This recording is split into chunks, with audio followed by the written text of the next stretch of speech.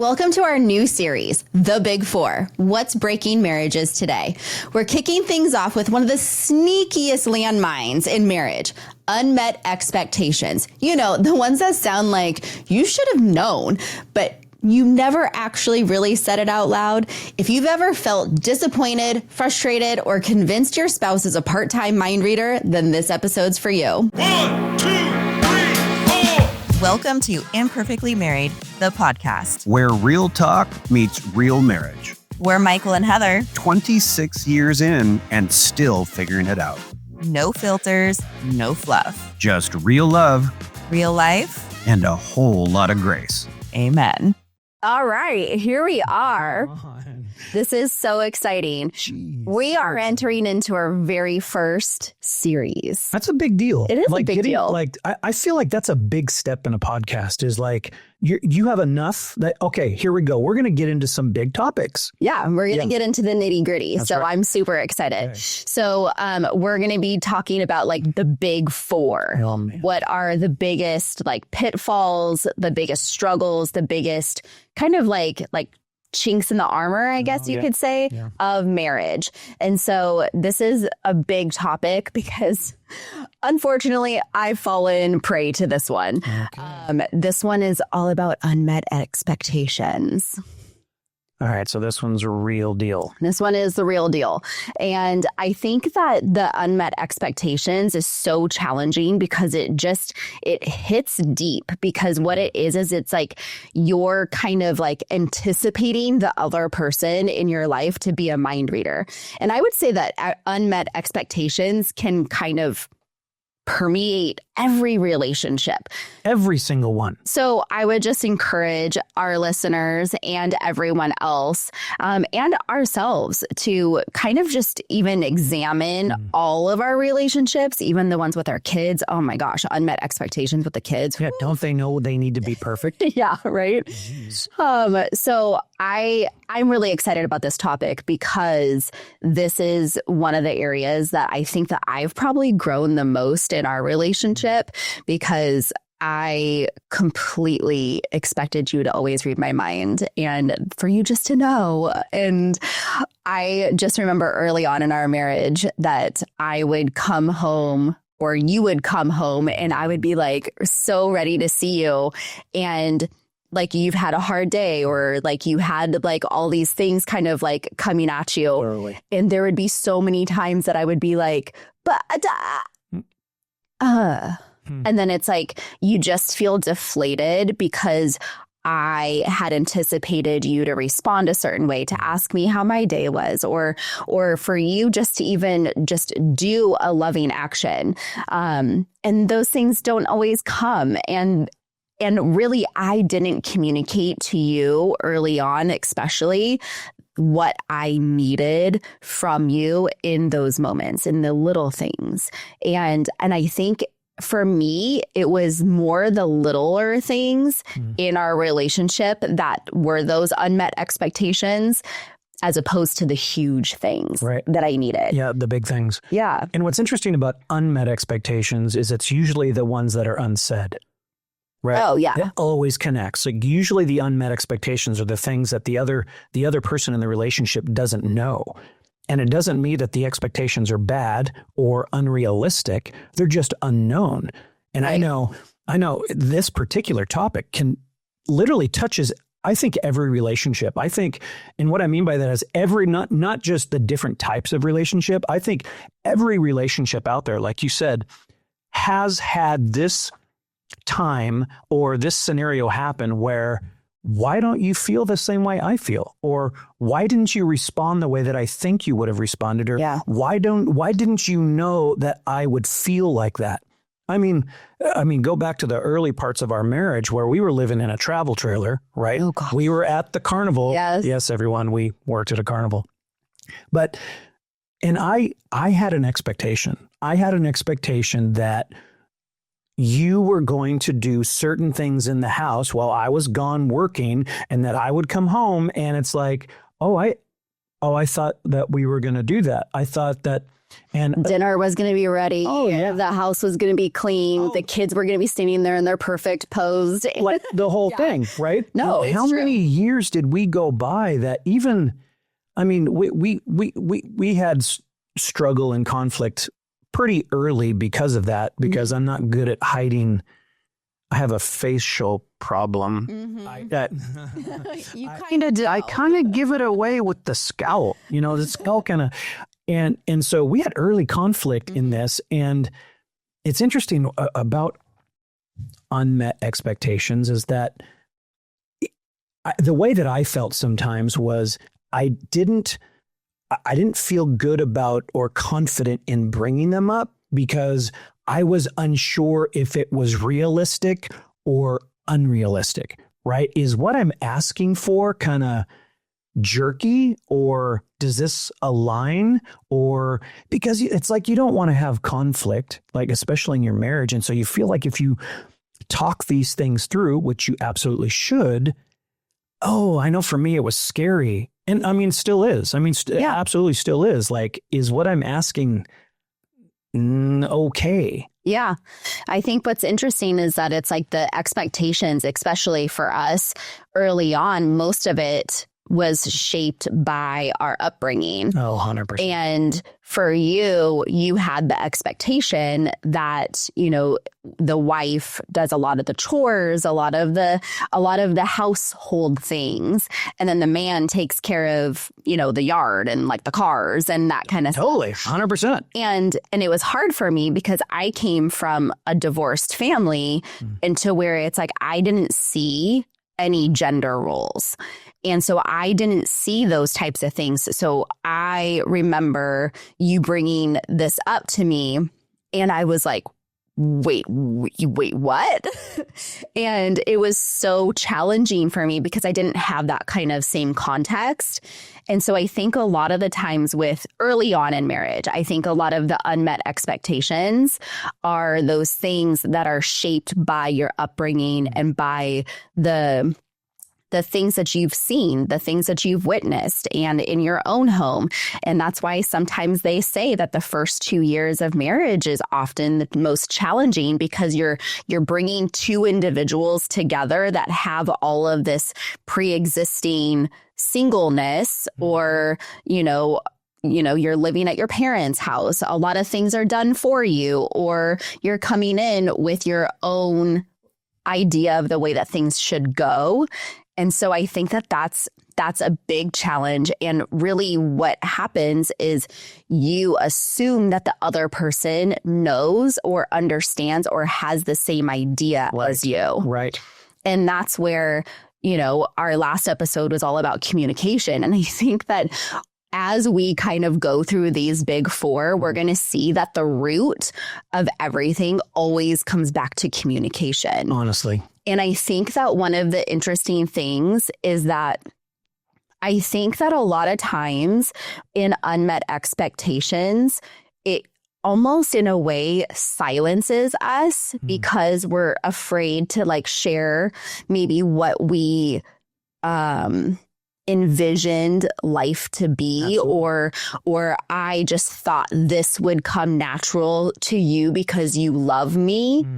And that's a great one right there. When those things don't happen, it causes us sometimes to be silent and then create our own narrative on why your spouse is acting that way or why they're doing or not doing the thing. Yeah, absolutely. And then all of a sudden you're marching around the house in a bad mood, or you're, isolating yourself. And then even in that moment, you think, well, they know why I'm here. And now they're choosing not to come in. They're choosing not to be a part of this. They're choosing to leave me then now that whole narrative creates an even bigger divide in the relationship now. And like you said, it's all really solved with communication. But the problem is even if you're good at communicating, sometimes it's just a little scary. It's a little scary. I know for me, raising up anything that I felt like, well, I kind of envisioned this would kind of be part of our, I didn't, and I mean, I always deal with the fear of failure and not looking at me as someone who is a man and a good man and all those kind of things. So anything that I thought that, even if I thought I had a good chance of getting it right, there was still this idea of like, man, maybe I won't. So I hesitate and not bring it up. And I think so many people have that same problem where, because the expectations, that word is so harsh sometimes, the expectations, like I expect you. It's an internal list that you have, and it's come from largely where you come from. Like it's almost ingrained. Like I didn't go into our relationship thinking this is what you're going to do because this is, now there is the unhealthy part of that where, you have serve me. Yeah. You have spouses that like, this is your role. Yeah. I get that. I came into our marriage with this idea of, well, we kind of have roles because that is true. You both have to like partner in getting things done. But if you're not talking about it, you just end up going with your own, this is what I thought, and I'm doing, well, this is what I thought. And then now there could be this rub that just, it's like sandpaper and it just hurts and you don't want to address it because you're like, well, you should know me. Do you love me? Do you love me at all? Yeah. Right. And then now again, a further divide, a further, a distortion of really what you're trying to accomplish together, because the expectations or the idea of what those things may be aren't in themselves bad. They're not bad. I mean, just having a conversation about that can free up. And I mean, even thinking of it like this, it's like if you bring it up and you start talking about what your kind of unmet expectations are, you don't know, your spouse may be like, oh, that's a goal for us then. And now you're partnered in achieving that thing together. I mean, how great would that feel? I think a lot of the times what you're actually communicating is a deep-rooted, like, core need. So it's not necessarily this like unmet expectation or like, I need you to do X, Y, and Z because da da da da. But it's like really with expectations, a lot of the times it's like, I just want to be heard. I want to be seen. I want to be loved and cared for or nurtured. And maybe I'm just speaking from like a female perspective. Like, is that the same for a male perspective? Like when you think like, is there a deep rooted like need? Because I know for me, that's what my expectations are always about: nurture, care, being seen, being heard, being valued. I mean, I wouldn't immediately draw it to that, but it must, right? There is an expectation of like, there's also the selfish part too of like, this is kind of what I want. Like, why do you not want to meet that need? Like, so I guess, yes, you could anchor it to some deeper need, but I don't know that I've done enough internal work to say, well, this unmet need or this unmet expectation was drawing all the way back to a need of being seen. Of course, I want to be seen. I want to be heard. I want to be loved and all of those things. But I guess it depends which unmet expectation category are we falling into? Is it emotional? Is it spiritual? Is it relational? Is it practical? Like practical stuff. Like I don't, being seen and heard because I take out the trash or you walk by it and don't do it. That's not necessarily a need. It's more like, well, like if I had an expectation that we just do everything together and it doesn't matter who does what, then the unexpected need is, or expectation is, well, what you just leaving it for me then? Is that what we're doing? Right. So, but it wasn't necessarily connected to anything, right? Right. But the emotional stuff, I mean, even intimacy, right? The idea of unmet expectations in the bedroom, like I thought, this thing you say in your head is like, I thought we were going to be in the same, I thought we wanted the same thing in this area. Or religion. Geez, you can even take it to religion where I thought this is how we were going to raise our kids, or I thought that all of those things. So I mean, to answer your question, I think depending on the category, I think that would connect to an actual need. Like emotional, yes, absolutely. That would be anchored in, I want you to see me. So like one of the things that you know is I'm a touch, right? So when you grab my hand, which is not a big deal for you, it says something to me. And so it communicates something to me. Right. And I mean, that's something in our marriage that you've come my way in the touch and feel and hug and the love languages. Yeah. No, absolutely. Absolutely. And you coming my way in that. So that is definitely connected to a love thing, I would say. And I would say that would actually be a really great resource, that it's like if you are maybe struggling in the unmet expectations and in this area, I think, using the resources of the love languages is hugely powerful. Absolutely. And I think that can really help like tool you up to be able to like know those things, because I think for you, one of our biggest struggles early on in the unmet expectations was that when you came home from work, you wanted a clean house. Well, we had 3 kids under the age of 4. And it was just like, that's not going to happen. And I remember that it was such a big thorn in our side that we ended up having to like have like another couple that had been married way longer than we were come over and just kind of help us to kind of walk that out. And it was really when we brought someone into the situation, it felt as though it's like you had let go of the expectation after that, because you had a deeper understanding of what it was that I was going throughout the day in homeschooling and trying to keep the house clean and trying to like just make sure that no one dies in the day. And so I think that was something that was really great, is that there was now a deeper understanding. And I also heard you and why that was so important. And so I tried my best, and then you let go of that expectation. And then what we ended up doing was kind of meeting in the middle. Absolutely. Yeah. And finding a reasonable way to be able to walk that out. And I would have to say that after we met with that couple, we didn't really have that huge thing as a conflict, where we had it for a good, I would say like 7 years. Yeah, no, because it was always a thing. And what's interesting, you guys, I'm not the most tidiest person. It's not. I'm not. It's not. I'm not.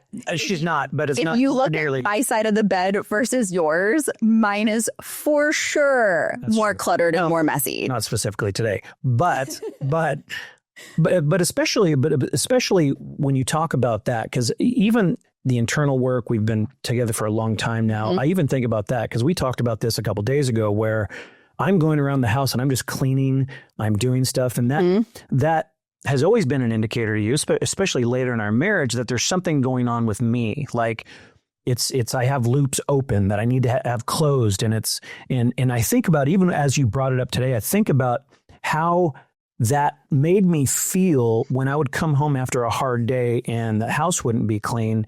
It was so centered on the way it made me feel, and I put my happiness, or I put that responsibility, like I look back on it now, I put that responsibility on you. Just as you're bringing it up, I go, because now it's unreasonable. Like when I hear it now, I'm like, that is such an unreasonable thing to expect a wife or spouse or partner that is taking care of kids all day and homeschooling and just trying to, like you say, keep them alive. I think about it now, and it is so ridiculous. And I wish I knew back then that some of these expectations do connect back to a need that I had. And if I was tooled to just know that what was actually happening is I was trying to help me. I was trying to help me feel better, because I was either avoiding something, or I was not feeling comfortable in something, or I was feeling bad, whatever the case may be. I think about that and I go, man, I wish I would have been aware of the inner work that was necessary, and just knowledge. It's just knowledge of knowing that, like, now I know today that if I have such a strong desire and pull to do certain things, it's an indicator to me, like, okay, yeah, like there's something more going on. And I so wish I knew that back then. Yeah. And I think that too, what you were communicating to me back then, I mean, talking about the house being clean and that sort of thing, was that what you really needed was you needed that reprieve to come home to, and in order to decompress and relax. And once I understood that from your perspective, it helped me to feel as though it's like that was more important. And so then it was, you would text me when you were on your way home from work, and it's like I would get the kids together and it's like, okay, we got to clean the house for daddy. And it's like we would turn it into a game, and we would try to do that so that it would bring ease to your day.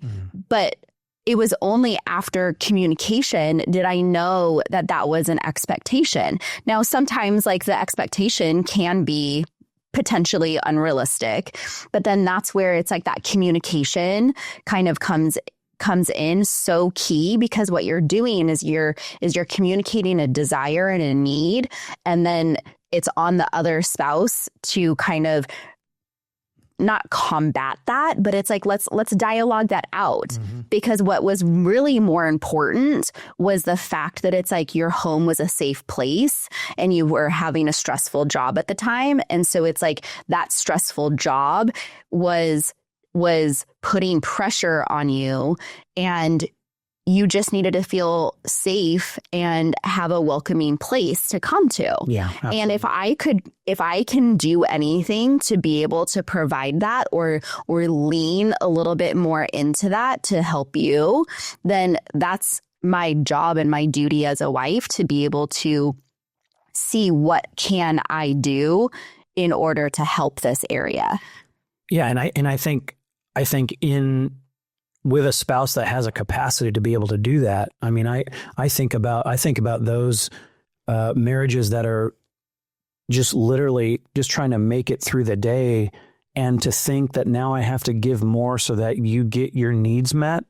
Such a hard place to be. I mean, thankfully that you fought the fight and did that. But nevertheless, the need for soft, grace-filled communication and not a demand. Like it's hard to go from a place of being selfish and saying, these are the things that I want.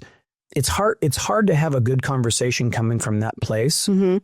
I get it, because you're at the end of yourself. The narrative that you've created has now created frustration, anger. And so you're not coming from a place that's good. And so maybe you need to take some time, hold, and then come to the table with, a grace conversation so that you can just open it up and want to learn, right? Be curious. Ted Lasso, right? Be curious instead of, why wouldn't you want to meet that? Or why?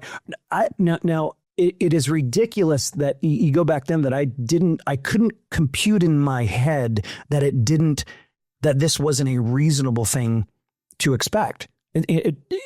So just gaining context, gaining an understanding of what your spouse is going through, what your partner's going through, will hugely, in most cases, give you some perspective and go, oh my goodness, I'm sorry here. Let me help. Right. I mean, because let's be honest, I could just come home and do it myself, and maybe that would be fine. Yeah. Probably wouldn't want you in the middle of that, but yeah, let's see how that works. But totally. I think it's been really interesting in the course of our marriage and in our relationship, because I would have to say that Unmet Expectations has been our biggest issue in our relationship. Because I don't talk. Yeah. Yeah. So I don't communicate. So you don't communicate your expectations, and I most of the time have to really work hard to draw them out of you.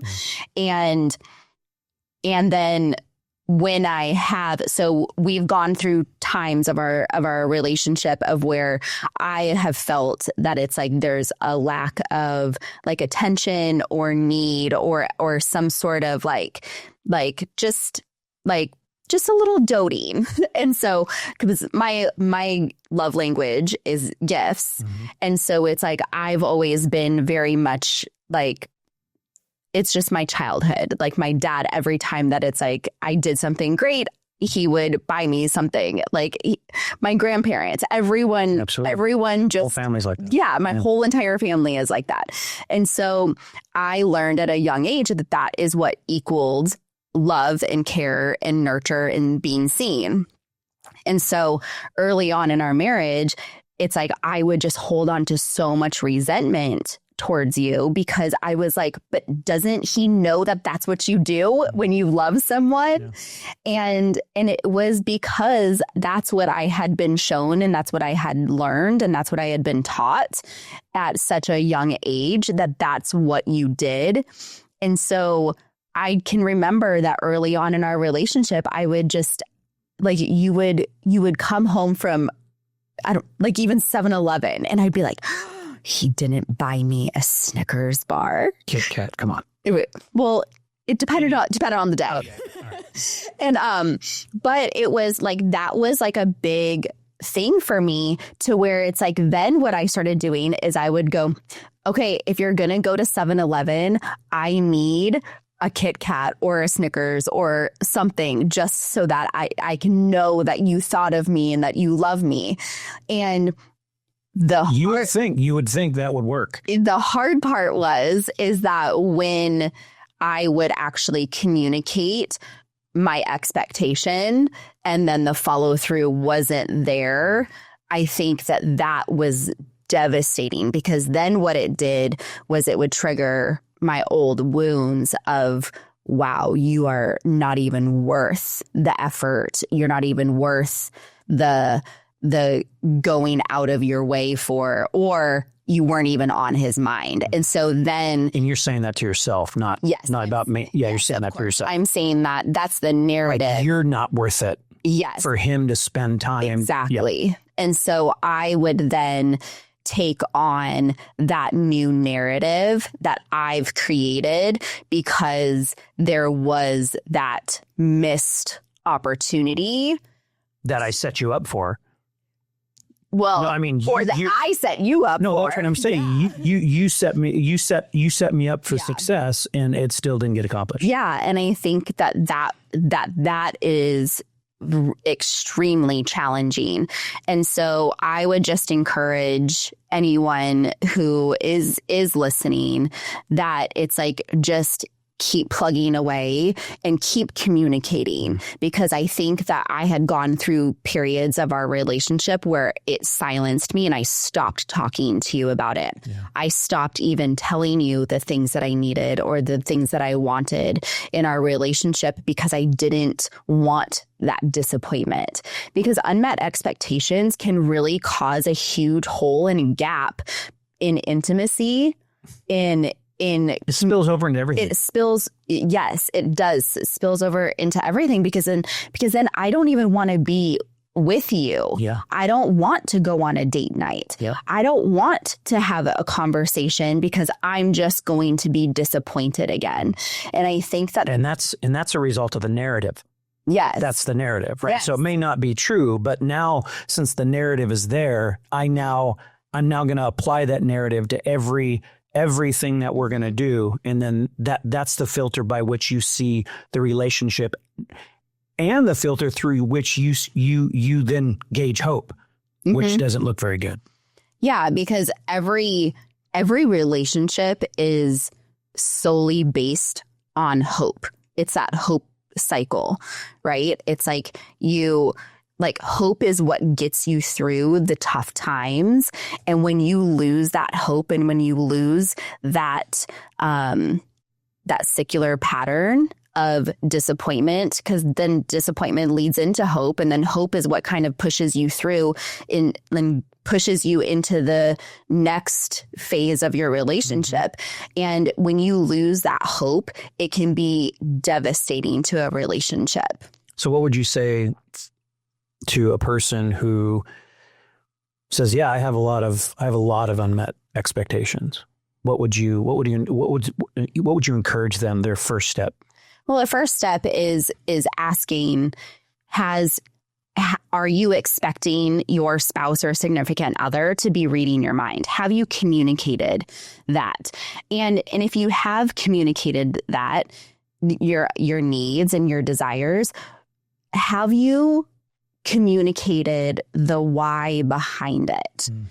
Because I would say that in our relationship, when I know the why behind you needing the house clean when you come home from work, because it's like, this is your refuge, this is your safe place, like this is like a place for you to clear your head, it helps me to be able to meet that need a little bit more.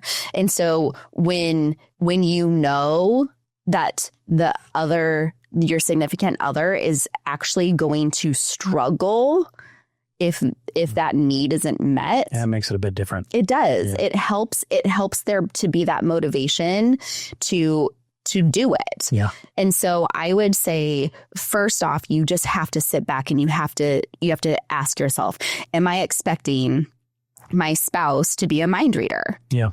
Am I expecting them to anticipate my every beck and call when I haven't communicated that these are the things that I've needed? And we've gone through seasons of where it's like, I need a lot more of X, Y, and Z than other seasons. Like there's been seasons of where it's like, I've told you that it's like, hey, I'm just letting you know I'm needy right now. Yeah. And I am needing more attention, more just extra doting. Yeah. And you know,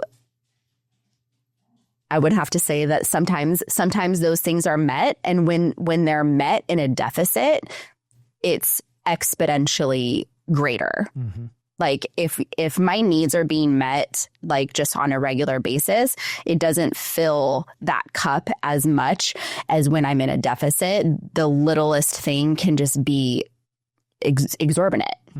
And so I think first off, you just have to sit back and you have to examine yourself, and you have to say, okay, are my expectations realistic, and have I communicated them, and have I communicated them in a calm, rational way that is feeding relationship and a reciprocal like conversation, or am I doing it in the midst of conflict or anger, or am I upset over whatever? Yeah, one of the things with like the realistic things, I feel like if it's realistic or unrealistic, I think having a conversation with your spouse, if it is realistic or unrealistic, is important, and not necessarily checking it off the list. Because again, if, as you suggest, expectations could be tied to needs, your spouse needs to know that. Right. Your spouse needs to hear that, because generally a spouse would want to meet those particular needs, and because, you know, they love you and all of the things. So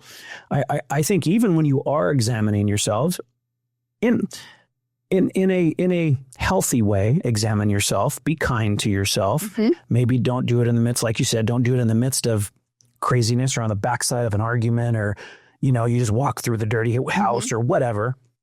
But do it in a way, giving yourself grace, giving your spouse grace, but knowing that this level of communication and offering these things is actually a way to bring you together. You'd be really surprised that I know I've been surprised that you've been accepting of certain things that I've kind of like, well, I kind of like this, and you know, and but also when you're trying to be a partner and a good helpmate and a good spouse, you find the right balance, because sometimes it's not a balance. Sometimes it is a rhythm. Sometimes it is, you just, because you know that your spouse would want to, and the fact that they're not should communicate to you, not that they don't want, but that maybe something else is happening. Maybe. And when you have the grace for that, it allows It allows the gaps to be filled with love instead of resentment, and then it just dissolves into just non-communication, and which is the worst. And I'm a pro at non-communication and isolation. That literally just makes it worse because of the narrative that you create in your own mind. Yeah. And I would encourage the spouse that is the more quiet one to really work on trying to communicate. And even if it's just one or two of your needs, just do it. And I can promise test, like, yeah, just it's like, hey, like, yeah, like let's write down two of our needs or our unmet expectations that we have, or expectations. Like, just let's write down two of them and let's share them with each other, because I think that what that does is it opens the door for conversation. Yep. It opens the door for intimacy, and it just opens yourself up to trust the other person. Because I think a lot of the times when you're being silent, I take that as a lack of trust in our relationship, in me being able to handle you. Yeah. And I think that that's one of the things that we've really learned about each other. Learning. Yeah. Like the other day when you were cleaning, I was like, okay, like the narrative in my head is that something's wrong. You're not talking to me. Like, what else is going on? And I told you, I'm like, I think you're lying to me. Yeah. And because you said nothing was wrong. And I'm like, but your actions are showing me otherwise. Right. And through conversation and through the trust, the reciprocal trust within each other, we came to an understanding that it was like, this is why I'm feeling that you're hiding something, or you're not exposing something to me. And I felt like it was a really good, healthy way for us to be able to communicate our unmet expectations. Like, I have an expectation that if I ask you what is wrong, that you're going to tell me. And what had happened was the day prior, you hadn't told me. Right. And so then it created this whole narrative in my head that was not true and not what was actually happening. And so, like, I would just challenge the person that is the more silent one to be brave, and to trust your spouse, and to trust your spouse with you. Because it's like, if you can't trust your spouse with you and all of you, then who can you trust? And then you're probably not even being completely trustworthy with even God and your relationship with God. So I would say that it's like those are the two most important relationships in your life, that it's like, those are the ones that it's like you need to wholly trust with all of yourself. And you, like, especially with God, he already knows everything that we're going through. He knows our mind. He knows our heart. He knows. Talk to him. He wants relationship. And I think that unmet expectations can even overflow into our relationship with God. I know that I've walked through some really hard hurts where I had an expectation that God was going to do X, Y, and Z in my life, or keep something intact, or, not do something. And then when everything kind of spiraled and shifted, it was like my anger and my resentment towards God, because he was supposed to be safe and he was supposed to protect me, was not there. And so then I blamed him. And what it did is it created a big divide. And I think a lot of the times that happens in marriage too, of where that unmet expectations leads to silence, and then leads to a big divide, because now resentment and hurt get to come in. And most of the time, it's triggering our wounds, and it's triggering past hurts. Yeah. Like, how many times do we say, in communication, that the thing that you're arguing or having a discussion about isn't actually the real issue. It's true. There's something underneath it all that's actually being triggered in that conversation. And so I just want to challenge everyone just to have that conversation, have the trust within your spouse to just be open to communicating those expectations without the expectation that they're all going to be met and they're all going to be fixed, because we're all human and we're walking through our own things that hinder us and hold us back. And we have to be sensitive to those things as well.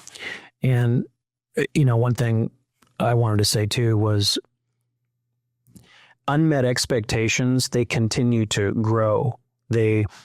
You will have new ones that come along the way. And this is not a one-time conversation, right? That over your life and relationship together and seasons of life, you will have and get more expectations that if they're silent, and again, that's what we're connecting, the unmet and the silent. We're not talking, well, I guess we could talk about the ones that have been voiced and unmet, right? Those are big too, but it all comes back to communicating them, right? And it's never too late. It's never too late to today go to your spouse in a loving, grace-filled conversation and just bring to the table that there's some, and you really, there's some things that you feel that are being unmet, whether known or unknown. Right. And also coming with understanding that they may truly have not even known that that's something about you. Most of the time, I would say that that's true. Yeah. And so coming with the understanding that they may not know, but also having a heart of almost forgiveness in advance. Like, I know you didn't know this about me, or I expected you that you would, but that wasn't right. I shouldn't expect you to know that. And my encouragement definitely is that it's not too late to start. And in fact, I would encourage you to start now, tonight, if you can. And like you said, do a test. Let's just try one. Hey, honey, whatever the thing was, and just try and just see what happens. Yeah. And I would say too, I want to just speak more so to the ladies, because I feel that there's a romance novel, there's a reality TV, there's a tabloid, there's entertainment news, there's all of these things that lead us to fall into the pitfall of comparison. And, because I love my reality TV, I have done it too. It's like you fall into the pitfall of The Bachelor and they're going on all these romantic dates and it's like all of these extravagant things. And the reality is that that's not reality. Right. And so when we're reading those romance novels, when we're watching the reality dating shows and all of those things, those are for entertainment and that's not real life.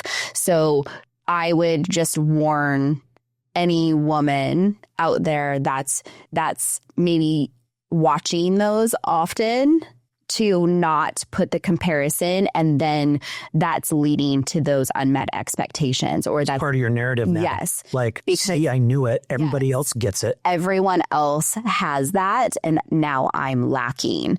So really, I think that that's where journaling, I think, is key. Journaling out your expectations and saying, are these realistic? And are they attainable? Can we actually do them? And so, again, that's where having a conversation. Like, if I want you to fly me to Paris overnight and have a dinner on the Eiffel Tower, I would have to say that that's going to be an unmet expectation, because that's not reality. I'm telling you, if we had the money, we'd do it. I'm telling you, wouldn't that be great? Man, what a great story. That's why we're never going to have the money. That would be a date night challenge, right? That should be the next date night challenge. Oh, that'd be fantastic. Yeah. So that's just my encouragement to the women. And I would say maybe guys would fall pitfall to that too. Like the woman in the office that you work with, like if she seems to be a really attentive wife and an attentive mother to her kids, not comparing her to your wife. I mean, I don't know if that's a thing, but I'm sure that could be a thing. Absolutely. And just be careful on the comparisons, because I think the comparisons is what leads to those unmet expectations, because all of a sudden you've created this fantasy inside of your head that it should be like this, or they should be doing that, or I need this in order to feel loved. And I mean, sometimes we can question those things and we can say, is that actually true? And I think that's important to note, because I think there are many data streams that inform your expectations. Mm-hmm. And it's so great that you made that notation, because that is absolutely true. We are inundated with the way this culture thinks that our marriage should be. Right. And so some of it could be good. I would say some of it could be good. Much of it is bad. Mm-hmm. And if that now informs your narrative, even more so to have a conversation, because that's why the word says to renew your mind every day, so that you don't get stuck on those absolutely unmet expectations with the Lord, with your relationship, with your kids, with your friendships, with anyone. This is just something that is healthy and that is good to do. Renew your mind, recenter yourself, journal it out. And I would say just love your spouse really well, speak super honestly, and then just keep growing. Yeah. Don't Great stay advice. stuck. And so that. I'm going to leave with a little quote because I think it's funny. So remember that your spouse can do a lot of things, but reading your mind is not one of their spiritual gifts. That's true. So that's how I want to leave it. I love it. That's great. And I would encourage any of our viewers to, honestly, again, it's not too late. It's not too late to start. And Never have is. a good time. Yeah. Love you. 1, 2, 3, 4. Thanks for spending time with us today on Imperfectly Married. We hope something in today's episode encouraged you or gave you a fresh perspective. If it did, share it with a friend, leave a review, or connect with us on our social platforms. Remember, no marriage is perfect. But yours is worth fighting for. See you next time.